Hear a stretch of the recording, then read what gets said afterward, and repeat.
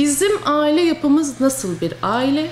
Biz nasıl bir geçmişe sahibiz? Nasıl bir kültürel birikimle bu çekirdek aileyi oluşturuyoruz? Kardeşler arasında yaptığımız davranışlarla en önemli nokta aslında biraz adaletli olmak. Büyük, küçük, kız, erkek.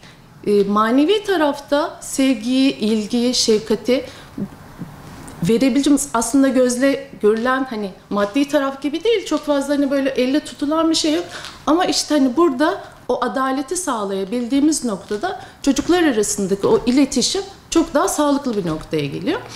Olmadığında ne oluyor? Bu sefer kardeş kıskançlığıyla başlayan. Çünkü aile en küçük sosyal yapı taşımız bizim, en küçük birimimiz. İlk deneyimlerimizi, ilk hayata karşı tecrübelerimizi biz bu ailenin içerisinde gerçekleştiriyoruz ve burada deneyimleyerek dış dünyaya uyum sağlıyoruz. Dolayısıyla her türlü müdahale daha sonraki süreçte bu çocuklar tarafından karşımıza tekrardan farklı bir biçimde karşımıza çıkacak. Kardeşler arasında bir kıskançlık var. İşte biz ne yapsak yaranamıyoruz.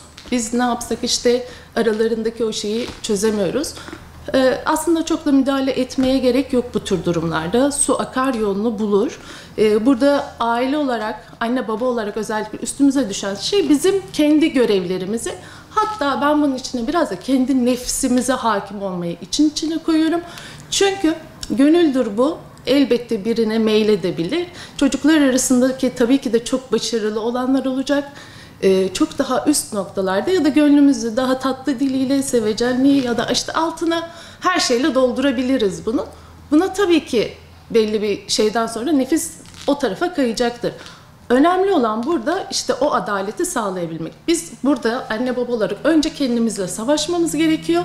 Bu durumda biz ne yapabiliriz'i çocuklara bırakmak gerekiyor. Çocuklar kendi içerisinde bununla ilgili o çatışmayı, o aralarındaki süreci birlikte en sağlıklı şekilde zaten kendi aralarında çözeceklerdir. Bunun altında ama bir şey daha söylemek istiyorum.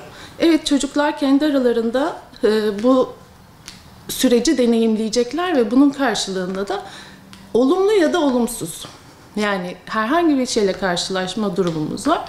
Neler olacak? Dediğimiz gibi işte kardeş kıskançlığıyla başlayan bu süreçte çocuklar arasındaki bu ayrımcılıktan kaynaklı öfke nöbetleri, çocuklardan dışa doğru bir eğilim, aile içerisinde bizimle vakit geçirmiyordan bir başlayacak bu. İşte ergenlik döneminde olumsuz çevre, madde bağımlılığı, bunun arkasından kötü alışkanlıkların gelmesi ya da istemediğimiz, bizim uygun görmeyeceğimiz aslında çok daha farklı bir ortamın içerisine girmiş olacaklar. Bu yüzden de aslında bizim yapmamız gereken çok iyi bir gözlemci olup çok müdahale etmeden bizim aile dinamiğimizde, kültürümüzde, özümüzde ne varsa çocuğa aslında bunları öğretmekle bırakmamız gerekiyor. Biz bunları zaten sağlam yaptığımız zaman bu çocuklar bir şekilde doğruyu fark edecekler ve nereye varmak istediklerini iki kardeş olarak birlikte bu yolculuğu tamamlayacaklar.